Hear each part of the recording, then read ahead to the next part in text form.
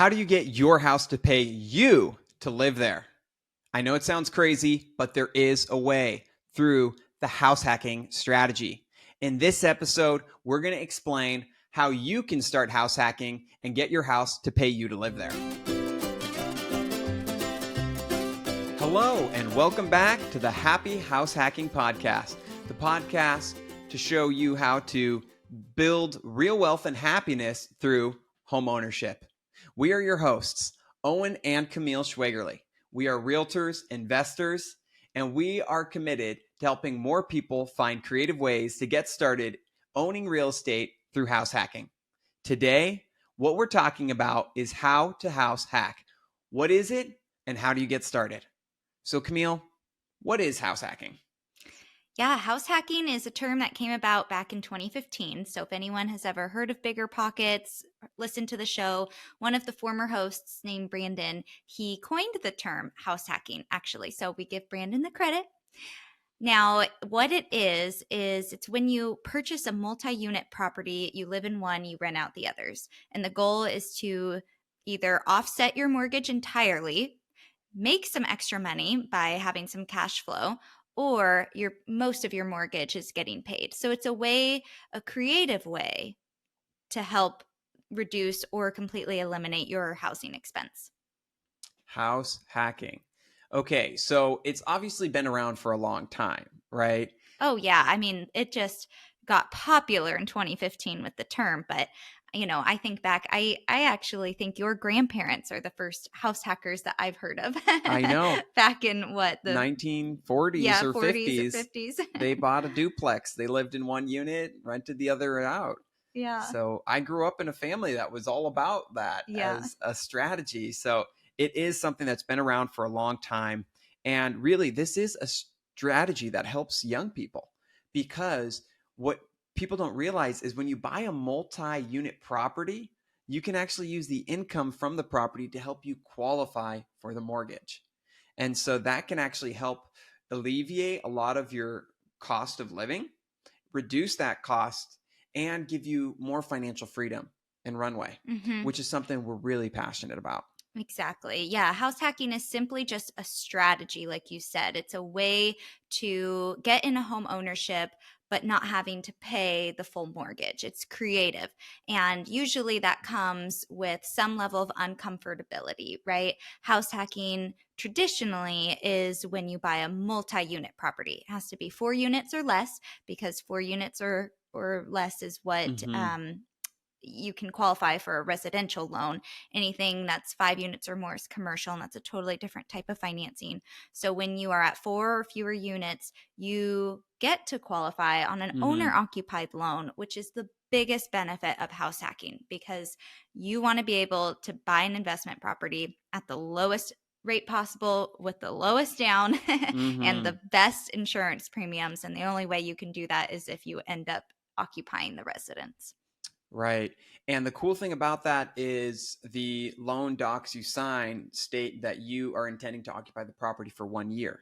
So you only have to live in it for a year before you could move out and then buy another house and then house hack that property. And then you can keep that home and turn that into a rental and build a portfolio of multiple investment properties through buying, using that low down payment, all the conventional loans or the government-backed loans that give you the option to get in at a lower price, and then getting a lower rate, and then just keeping that and turning it into a rental to help you cash flow more. Right. And some of the best real estate gurus out there, they are the ones saying buy a property every year. Now, imagine what it would be if you bought a house hack every year, and how you'd be able to buy investment properties over and over again using the owner-occupied loan. You'd be in really great standing as a buyer. Yeah. I mean, that would be great if the house hack paid for itself completely, right? If you had a multi-unit property like a fourplex where the rents totally cover the mortgage, that's a huge, huge blessing. Even if it doesn't cover your whole mortgage, though, there still is a benefit. So let's just say you're buying a house and the mortgage payment was going to be $5,000 a month. And let's say it's just a 3-bed, 2-bath home, but the cost to rent that home in your area is $3,500 a month. So now you're buying this house for $5,000 a month. And let's say you decided to rent out a portion of the home. You're making $1,500 a month. Now your cost out of pocket is only $3,500 a month. Well, you're actually making money at that point, because we know that your cost to live in a similar sized home is exactly that. But through owning that home, you're also building equity, because you're paying down the loan every month. You get principal pay down, which is huge. You get to write off some home ownership. Your interest is deductible, for example. And then you also get market appreciation. And so even though it may cost you only $3,500 a month out of pocket, as you watch your property value grow and your loan get paid down, you're building equity, which is the way that you build wealth through real estate. Yeah, exactly. So the house hacking is a strategy that is used to help offset your living expenses. In California, it's very rare that you would end up getting cash flow. That's the ultimate goal. But it'd be very rare if you were getting cash flow from a house hack in California right now, given today's prices and interest rates. It would be amazing if you got your entire mortgage covered. And the most likely scenario is that you're getting a large portion of your mortgage covered, which would essentially be saving you money and making you money down the line. So that's really, the ins and outs of what house hacking is. And if you're someone listening today saying, gosh, I love this idea, but I cannot find an affordable multi-unit property, or I simply don't want to have multi-units, how can we encourage other forms of house hacking? What does that look like with a single family home? Great question. It's totally doable. And what we like to explain to people is there's this sliding scale between comfort and profit. You've got comfort over here, and then you've got profit over here. And you get to choose where on that scale you want to be on your investment journey. Most people, they don't ever want to be uncomfortable. They're never willing to sacrifice. They're never willing to put off till tomorrow what they wish they could have today. And so the way you build real wealth, though, is through sacrifice, is through long-term discipline and waiting and investing, and then it will pay off big time down the road. So we really encourage people to find where on that scale they want to be.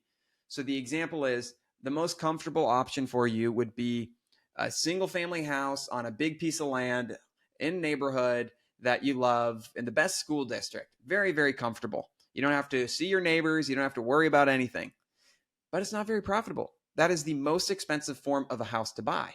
Whereas on the other end of the scale, you could go and buy a property that's way more affordable in a different part of town, and you could rent out the rooms in your house to help pay the bills. Now, this is less comfortable, but it's much more profitable, because you can have multiple roommates that are all chipping in to help pay the bills.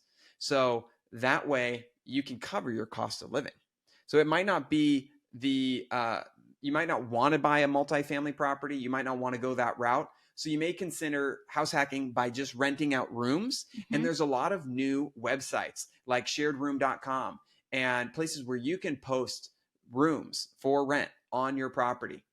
Then people come move in, maybe a couple months out of the year, they stay, they help you pay your bills, they help cover those costs. And that can help also, even if you're in a financial pinch and you need some extra money.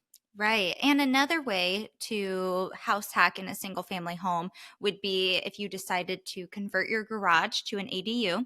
Also, not always the most comfortable, because a lot of people like using a garage for storing items, tools, or even just parking their cars. So converting your garage, or if you have property where you have space in the backyard, you could build from the ground up a detached dwelling that fits the requirements of an accessory dwelling unit, an ADU. So that would be another way. Now, we're seeing ADUs run between $100,000 and $150,000, depending on the size of the ADU, the contractors you use, the finishes, etc. So where else in California can you get a 1-bed or a 2-bed, 1-bath house for $100,000 to $150,000? Pretty much nowhere. But an ADU, that helps really increase the value of your property, and then you're able to generate rental income. So that necessarily is a way to get the ultimate goal of having more income come in the single family home. Mm-hmm. It's not as comfortable as keeping your extra space, but it definitely will make an impact on what you're able to do. So those are just some ideas if you don't go the traditional multifamily route on how you can still build wealth and house hack through a single family home. Yes. And we've done that. We've done buy the multifamily. We bought a 4-unit property and it was a more affordable neighborhood and we had to drive, we had to sacrifice. It was a really small unit. So we know what it's like to sacrifice and to give up that comfort in order to be profitable down the line. And because we sacrificed and we paid our dues and we got in on that property, that's helped us get in to our next property and our next property. And so because we started the ball rolling as young people in California, it made it easier for us to qualify and get that next home loan because now we have more equity behind us and we have more cash flow behind us helping us qualify. And so the current place we're at, we're doing the house hack where we're converting the garage to an ADU and posting that on Furnished Finder. So that's the newest strategy we're doing. It's a little bit more comfortable. We have a single family house. We'll have a detached unit that we can rent out, and we're sliding slowly to that more comfortable end of the spectrum, but we still need to be profitable as we're young people in California covering the cost of living. Now, when it comes to ADUs, there are so many cool new laws and rules. California is really heavily incentivizing ADUs. For example, they just dropped an additional $25 million that they're going to be releasing in batches of $40,000 to people to build ADUs. So there's currently free money available through grants. If you're interested, check out some of the links in the show notes. And there's even companies that will do prefabricated modulars that they can drop in your backyard that are like approved ADU units. One company in particular is called Landit ADU, and they're right here in our hometown of San Luis Obispo, and they can help bring like prefabricated ADUs right to your backyard and get them up. So if you're interested, we can share more about that as well. Yeah, we are all about ADUs.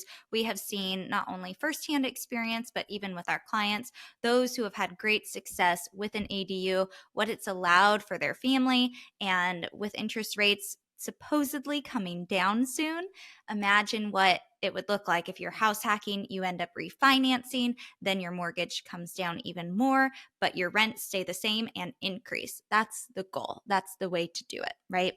So at the end of the day, our goal today is just sharing. Do what you can to offset your living expense. In California, your living expense, your housing expense is most likely the most expensive form of expenses that you have, right? I mean, it really is. In California, your housing is going to take over your entire kind of what you do for work, right? You just think I need to live and I need to work hard in order to live where I want to live. And in California, we have to get creative. So if more than half of your income is going towards your housing, then we need to think differently and find a way to live in a more profitable stage. So that way, later on in life, you can reap the benefits of what it looks like to live in a more comfortable phase of life. Imagine having house hacked a few homes. Maybe you have 3 or 4 investment properties and how that could set you up for retirement. Just imagine the difference that would make. Having a few properties with some passive income streams that can help fund your lifestyle, or if you ever need to, you can liquidate one of those properties, take the funds, pay for college, pay for medical expenses, or what your family really needs. And so that's what we believe in. So real estate is the best wealth building vehicle that's out there. And so we're all about education, empowerment, and encouraging people to take that next step in their journey on home ownership. Yeah. What new freedoms would you have if your housing expense was either gone completely or significantly reduced? That's the question that we ask ourselves. And we hope you do the same and think about what it looks like for you to start house hacking. If you want to learn more about real estate, investing, and building wealth and happiness, please like and subscribe to our podcast. And also share this message with somebody you think needs to hear about it. If you know a young person in California who wants to own a home, doesn't know how to own a home, let's get this messaging out in front of them. More people need to hear this so that they can be encouraged to get into home ownership. So please like and subscribe so that you don't miss the next episode.